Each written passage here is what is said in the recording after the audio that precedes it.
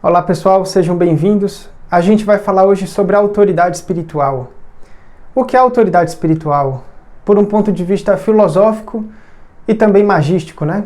Magístico é quando você verbaliza uma ação e os elementais obedecem. Mas por um ponto de vista filosófico, a sua autoridade espiritual é quando você consegue exercitar a sua lembrança e sair do esquecimento. Então a gente vai falar um pouquinho sobre isso também, esquecimento e lembrança, dentro da filosofia de Platão.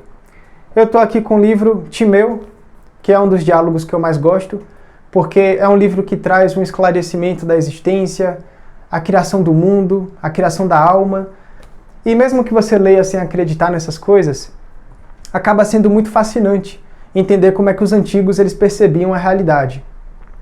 E por que os antigos eles percebiam a realidade de uma maneira mais seminal, mais profunda? Porque tudo que a gente faz hoje modernamente reflete em coisas antigas, só que mais, digamos assim, distorcidas, né? Por que os antigos eles eram mais profundos do que nós hoje em dia?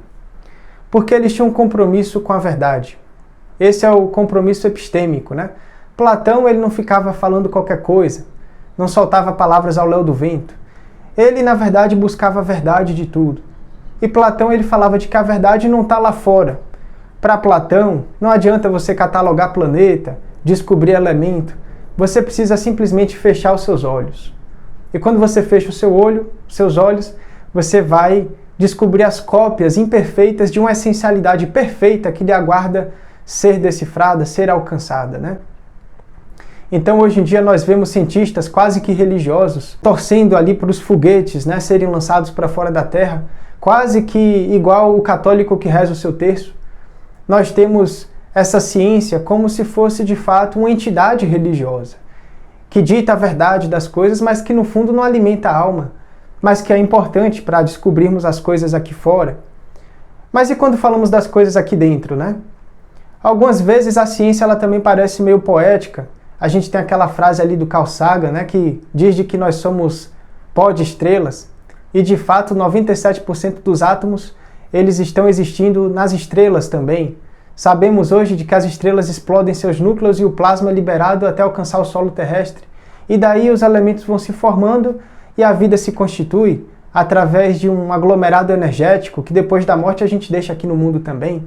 Tudo isso a ciência explica, mas e os fatores da alma? Porque se a gente for parar para pensar, quais são os problemas da sua vida?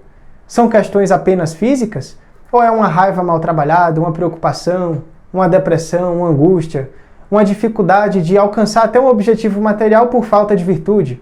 E aí a gente questiona assim, quem é que fabrica a virtude? É o corpo, é a ciência ou é a alma? Então a filosofia ela se preocupa com as questões da alma. Então, quando estudamos a filosofia, de Platão, de Sócrates, de Jâmblico, os neoplatônicos também, a gente está entendendo uma maneira de compreender valores existenciais que podemos aplicar hoje.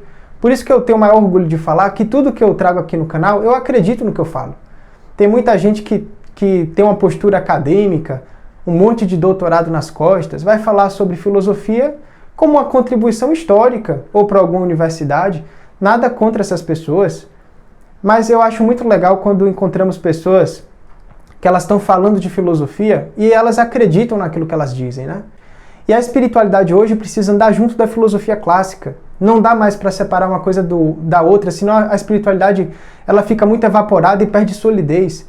Fica uma espiritualidade infantil, boba, imatura, com vídeos do tipo 5 coisas que você não pode ter na sua casa, faça isso e tal coisa acontece. Ninguém aguenta mais isso na espiritualidade. Temos que começar a reestudar, se a gente não entende hoje, temos que voltar a estudar os clássicos antigos. Então hoje eu quero pegar aqui o Timeu, de Platão, certo? E eu quero pegar a sabedoria divina, do Jacob Boehme, dentro desse cristianismo esotérico, para a gente trabalhar também aqui a introdução desse vídeo. Eu quero ler um diálogo, que vai ser o diálogo que vai assim reger todo esse vídeo, que ele vai falar o seguinte, vai ser um diálogo entre o discípulo e o seu mestre. O discípulo chega para o mestre e ele vai perguntar o seguinte: Mestre, como eu posso alcançar a vida suprassensível, de modo que eu possa ouvir e ver Deus? E aí o mestre vai responder: Meu filho, quando puderes lançar-te, ainda que por um instante, ao lugar jamais habitado por criatura alguma, então escutarás o que Deus fala. E aí o discípulo pergunta, esse lugar, ele é longe ou ele é perto? E aí o mestre ele vai responder, ele está em você. E se por um momento puder cessar todo o seu pensamento e vontade, escutarias as impronunciáveis palavras de Deus. Então aqui a gente começa o nosso vídeo entendendo esse processo, de que a verdade ela está longe das coisas materiais, né? Até o Plotino ele tinha vergonha do seu próprio corpo muitas vezes, porque ele queria alcançar aquilo que era seminal, aquilo que era impronunciável. Então a gente vai entender como é que o nosso mundo ele foi criado nessa obra de Timeu. Timeu ele vai falar o seguinte, de que existe o criador do cosmos, que é o Demiurgo. Demiurgo não é Deus. Deus e Demiurgo são coisas diferentes. O Demiurgo é apenas um operário. Ele é apenas um criador, certo? E ele é considerado um artesão. Então Platão ele desenvolve a ideia de um universo artesanal. Um universo que teria características ligadas ao trabalho demiúrgico. Porque quando a gente fala de demiurgia, depois do Platão, a gente vai ver isso no neoplatonismo, a demiurgia não necessariamente é uma obra solo, de apenas um ser. A demiurgia é uma posição que todos nós podemos alcançar. A gente falou muito isso no vídeo de Jâmblico e dos deuses, né? Então, o que é que o demiurgo ele faz? Ele vai criar o cosmos. Ele vai pegar o caos e ele vai começar a construir o cosmos ali. Primeiro ele cria a alma das coisas, depois ele cria os corpos das coisas, né? Então, já que a alma vem antes, a alma é mais antiga, ele posiciona essa alma no centro, para ela ser espalhada para todo o universo.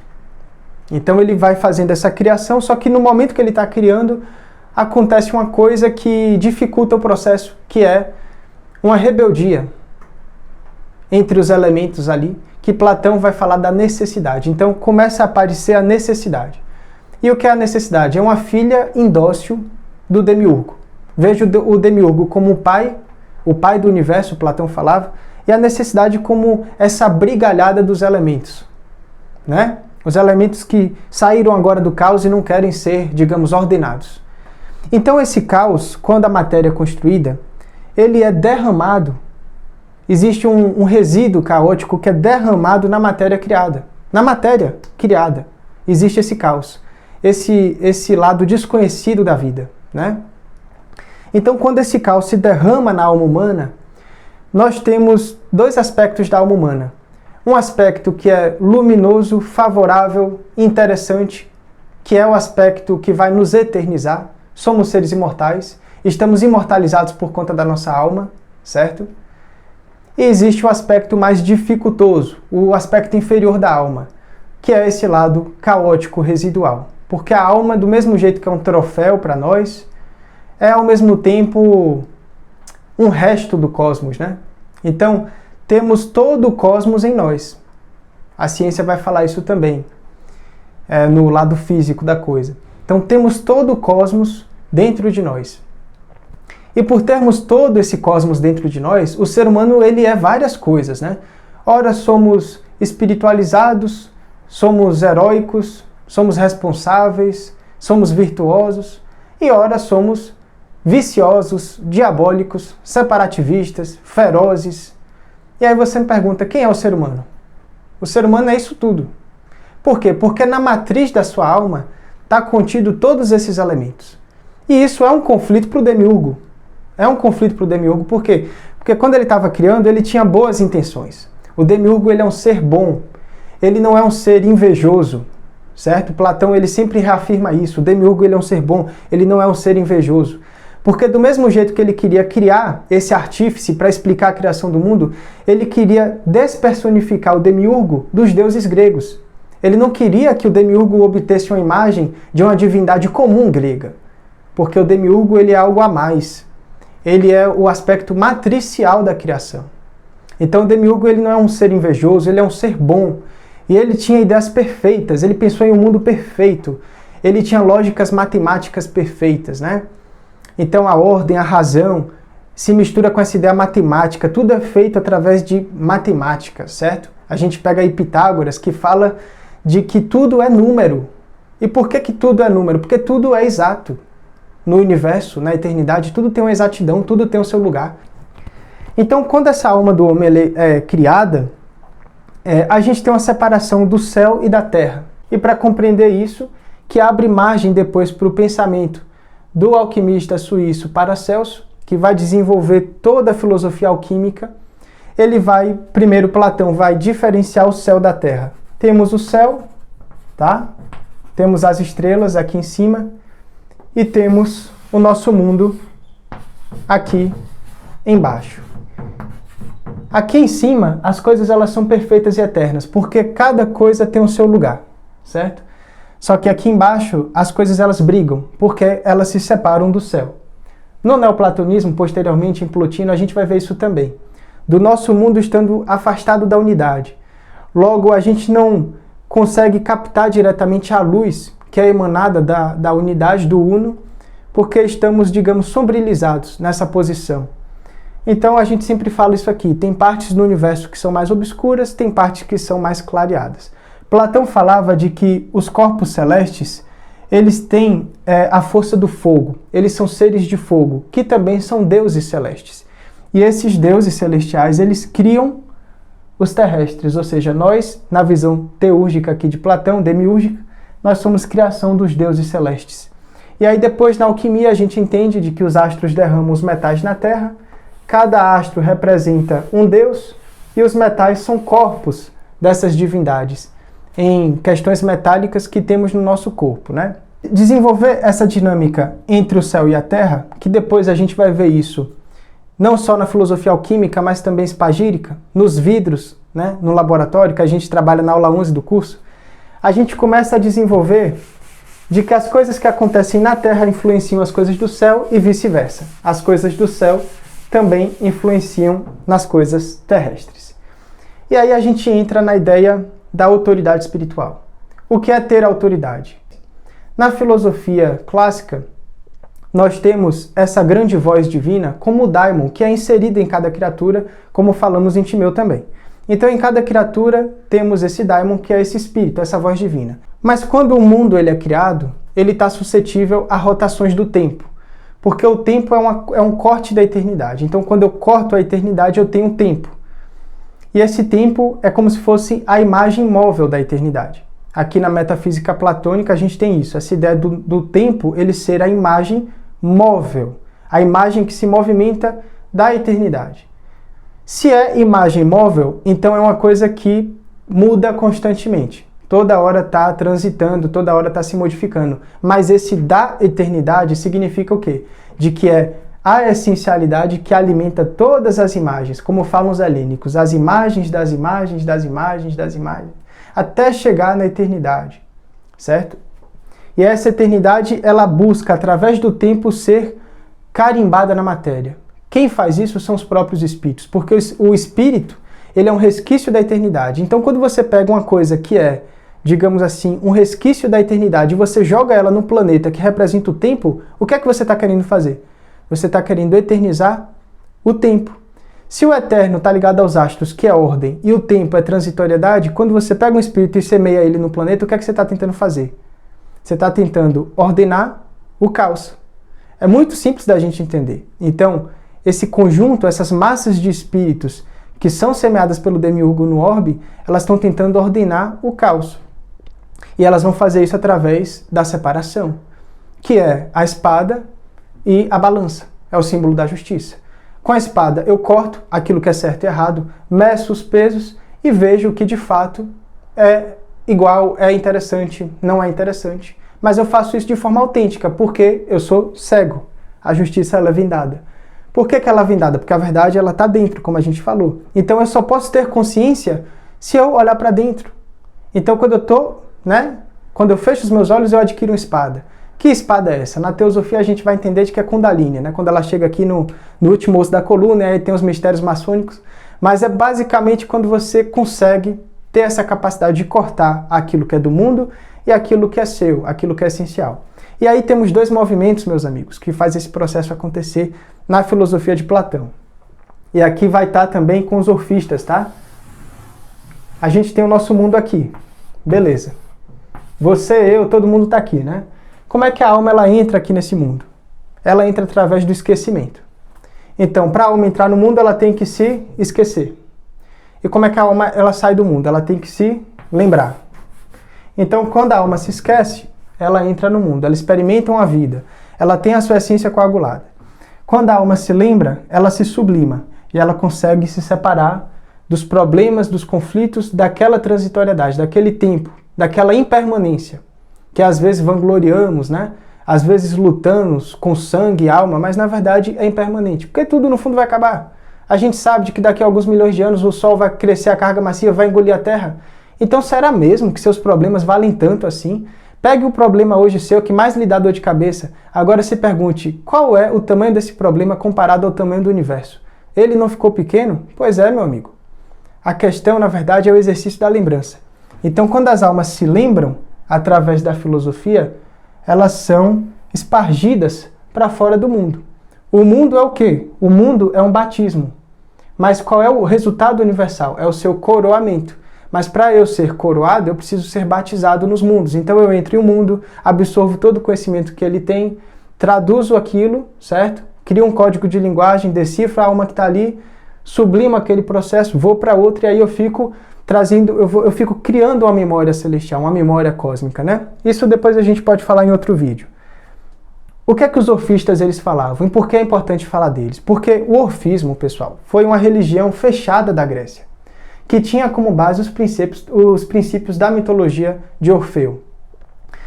Então, os orfistas, eles cultuavam a música, porque Orfeu, ele era um bardo, ele tinha sua lira, né? Entregue por Apolo. Então eles tinham toda essa coisa da harmonia. E a harmonia, segundo os orfistas, estava onde? Estava no esforço de uma vida bem vivida, de disciplina, de trabalho, de verdadeiro amor e contemplação, que é uma vida que se opõe a questões dos prazeres mundanos. Então a gente entende o seguinte, o esquecimento está associado ao prazer. Prazer aqui como excessividades, as paixões, as viciações. E a lembrança está associada ao esforço. Você pega um livro desse aqui, esse livro ele é fino, né? Agora você compreendeu o que é que está aqui, você tem que bater muita cabeça. Você tem que se esforçar, você tem que ler, reler, fazer... Eu mesmo escrevo, né, no computador, tento decifrar. E às vezes a gente até pergunta por que essa ênfase em querer estudar, em querer conhecer. A gente às vezes até, eu mesmo me questiono, o que é que isso vai mudar na minha rotina, na minha vida, né? Meu cachorro vai ficar sujo do mesmo jeito, vou ter que levar ele no pet shop igual. Mas o que é que acontece? Quando você se esforça em conhecer, você está se lembrando, porque o conhecimento é a gnose, que traz, de fato, a lembrança. E quando você se lembra, você se aparta das águas do esquecimento. Então existem duas águas que eles escreviam nas pranchas órficas, que eram pranchas de metais, que os arqueólogos acham, né, protegidas pelos cadáveres, né, porque era muito importante. Então você abre um túmulo na Grécia ali dos povos órficos, você sempre vai ver um cadáver segurando uma lâmina de metal. A lâmina de ouro, que é uma das mais conhecidas, ali ele já fala, quando você morrer, né, você vai se aproximar de uma fonte, e essa fonte vai ser de águas frias do lago de Mímese. Essas são as boas águas, você precisa beber dessas águas. Aí você fala com os guardiões, né, eles escreviam isso para os iniciados que morriam, iam para a vida astral e precisavam encontrar esse caminho também, que acaba sendo um caminho ritualístico. Então você bebe das boas águas, as águas do lago de Mímese. Tem até uma frase bonita que ele fala assim, pro guardião das águas: eu ardo e desfaleço, mas dai-me de beber as águas de Mímese. Porque ele precisa se lembrar daquilo que ele esqueceu. A lembrança é o resultado de toda autoridade. E aí existem outras águas que são águas traiçoeiras. E aí ele via, ao mesmo tempo, as almas que estavam entrando no mundo, elas se refrescarem com as águas do esquecimento. Aí ele fala lá na lâmina, dessas águas, foge, se vê bem longe dessas águas, porque você deve buscar as águas da lembrança, da reminiscência, certo? Então é bem interessante essa visão, porque isso constrói todo um cenário soteriológico ali que faz a gente compreender como essa libertação pode acontecer. Mas não basta o conhecimento sem ação, né? A gente até vê o Eliphas Levi falar muito bem isso. Não basta você ter o pensamento que se torna verbo, o verbo tem que se fazer carne. Então você tem que praticar. Agora, essa prática, meus amigos, ela também existe de uma maneira filosófica, que é o que a gente chama de teurgia. que foi aquele vídeo do Jâmblico que a gente fez também. Então existe um ato ritualístico, um ato magístico que a gente pode fazer para conseguir se relacionar com Deus. Porque a magia é o ato de se relacionar com as obras de Deus, né? A gente fala da teologia natural. O que é teologia natural? É você compreender o que Deus fez, para compreender Deus. Mas é se relacionando com o que Deus fez, ou seja, com a natureza, que você se relaciona com Deus. Então eu compreendo Deus compreendendo o que Ele fez. Se eu me relacionar com o que Ele fez, eu me relaciono com Ele. Isso se encarrega o papel da magia, né? E aí a gente vai ter toda uma construção antropológica para falar disso depois. Então aqui a gente está falando o que nesse vídeo, né? A gente falou muita coisa, mas a gente está basicamente entendendo o quê?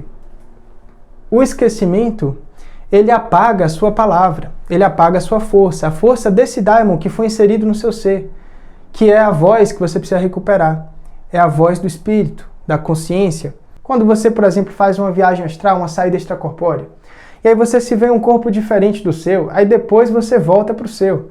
Você percebe de que o corpo físico é uma cópia imperfeita do corpo astral, que é uma cópia imperfeita do corpo mental, que provavelmente vai ser uma cópia imperfeita de outra coisa. E aí a gente tem essa multiplicidade, mas existe algo que alimenta tudo isso. E é esse algo que a gente tem que alcançar.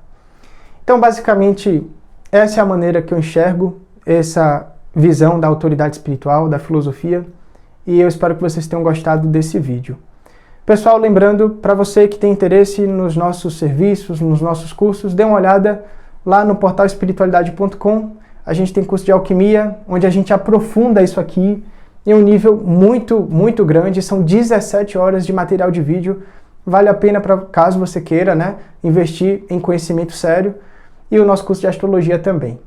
Então, valeu, pessoal. Um grande abraço. Eu vou ficar do dia 19 ao dia 31 bem off aqui no canal, na comunidade também, mas vocês podem mandar mensagem para mim pelo WhatsApp tranquilamente. Quem tem meu número ali pelo nosso site pode conversar comigo, falar, que depois eu respondo, tá? Eu vou ficar meio isolado esses tempos aí nas montanhas paulistas e eu espero que depois a gente tenha novos vídeos aqui em abril. Valeu, pessoal, um abraço aí para vocês, tudo de bom, muita paz, muita luz.